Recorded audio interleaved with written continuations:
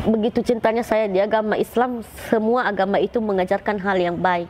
Tetapi di sana perbedaan itu mereka tidak mengerti bahwa sebenarnya benar kita di Islam ini meyakinkan bahwa Nabi Isa itu ada. Tetapi dia bukan Tuhan, tetapi dia bukan Allah ya.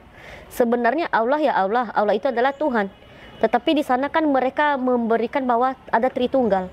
Ada Yesus, ada Tuhan, ada Allah. Ada Bapa dan ada Anak. Sebenarnya di sana itu Yesus itu bukan berarti tidak saya mengakui. Dulu saya mengakui karena saya belum mengerti. Tetapi di saat saya paham seperti ini, saya tahu Yesus itu adalah hanya sebagai nabi.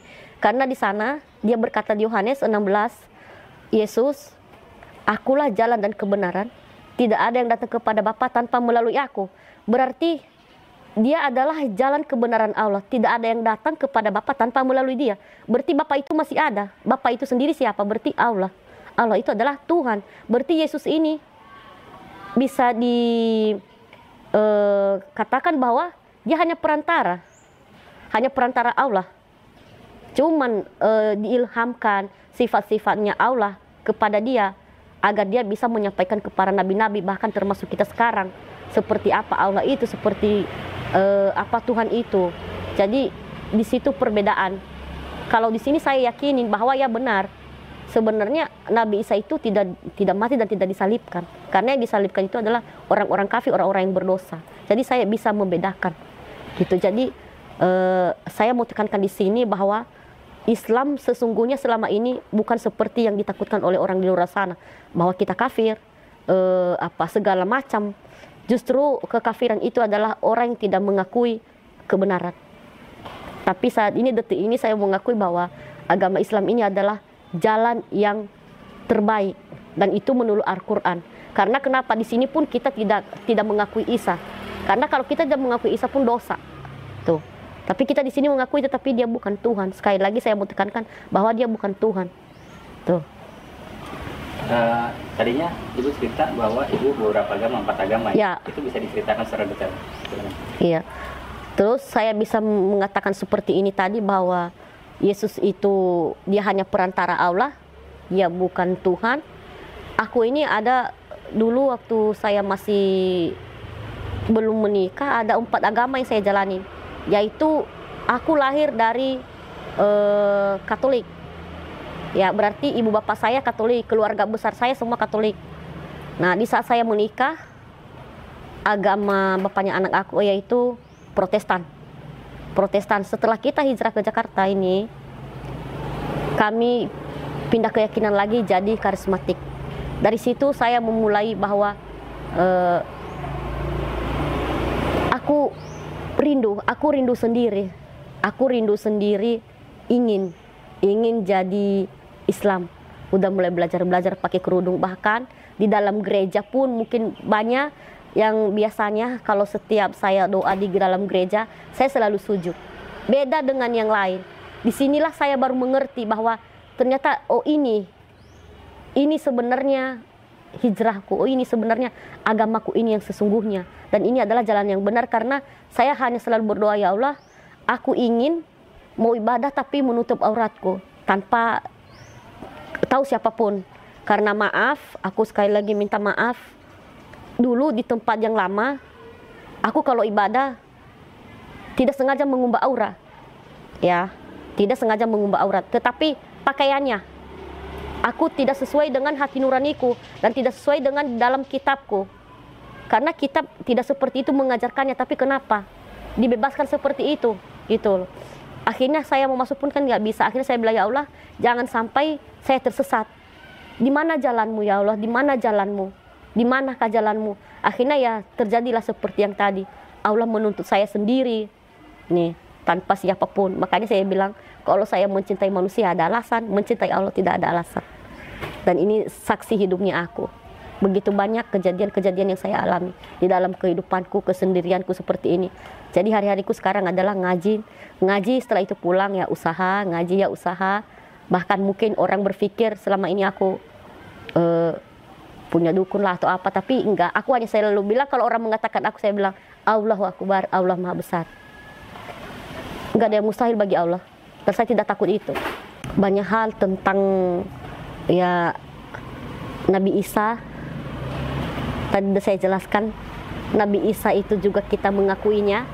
Ya, di sini ingat, kita juga mengakui Nabi Isa. Kalau kita tidak mengakui adalah kita dosa besar, karena itu tertera dalam Quran. Tetapi kita tidak mentuhankan dia, tetapi dia hanya nabi. Ya, terus mengenai tentang bagaimana Allah berfirman dalam Quran, berkata bahwa Al-Quran itu adalah jalan kebenaran. Itu berkali-kali. Ada berkali-kali dia mengatakan di dalam ayatnya. Terus selama ini yang saya ini lagi yang lebih heboh di luar sana bahwa agama Islam itu konteksnya lebih detik dengan nikah siri, dan itu saya tingkatkan di sini tidak. Karena kenapa? Nikah siri itu pun dalam Quran ada hal tertentu. Tidak semata-mata orang melakukan nikah siri. Kalau selama ini ustadz mereka ceramah tentang nikah siri atau misalnya berpoligami, saya pikir itu saya bantah dari sini adalah itu nafsu. Karena itu benar, Allah mengizinkan berpoligami, tetapi jangan salah, ada unsurnya, ada alasannya kenapa.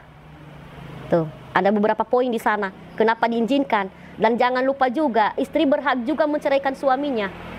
Ada hal tertentu juga, ada alasan tertentu. Jadi saya pikir Allah itu balance, Allah itu adil. Ya memang benar dia adil. Allah maha adil.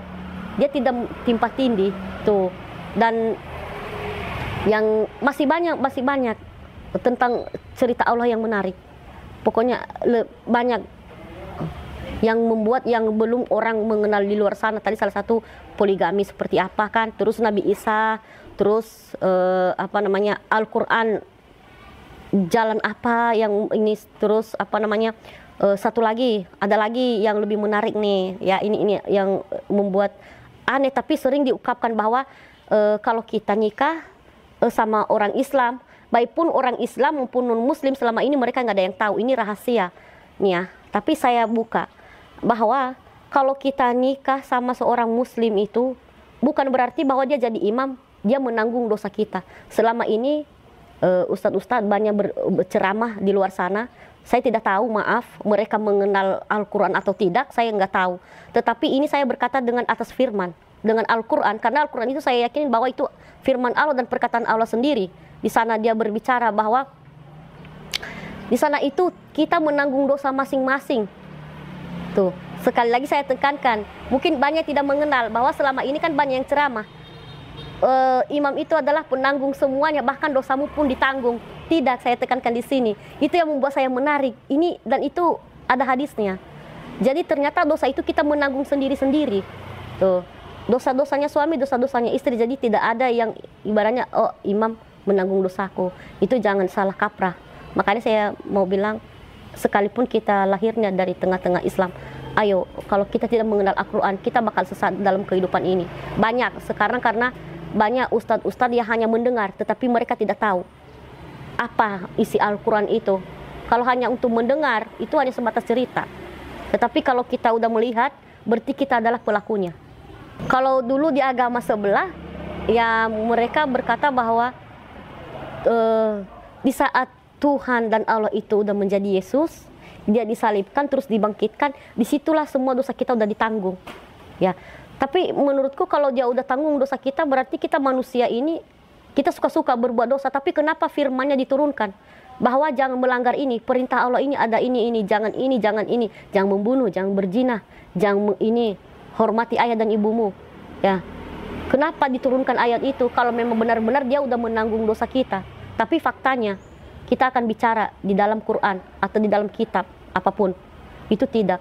Kita tetap dosa kita akan kita tanggung sendiri-sendiri. Jadi jangan salah kaprah. Tuh. Itu yang menjadi ibu juga tertarik dalam Islam. Ya. Oke. Sekarang saya mau tanya tentang keluarga, Bu. Nah, setelah ibu masuk Islam, itu apa respon keluarga tuh? Ya, alhamdulillah. Karena dulu saya bangga juga, alhamdulillah banget. Kerabat saya boleh menjauhin aku, boleh membenciku, mereka bilang saya sesat, saya kafir, saya, oh pokoknya macam-macam saya dikatain, tetapi satu saya hanya mau bilang bahwa Allah sayang sama aku.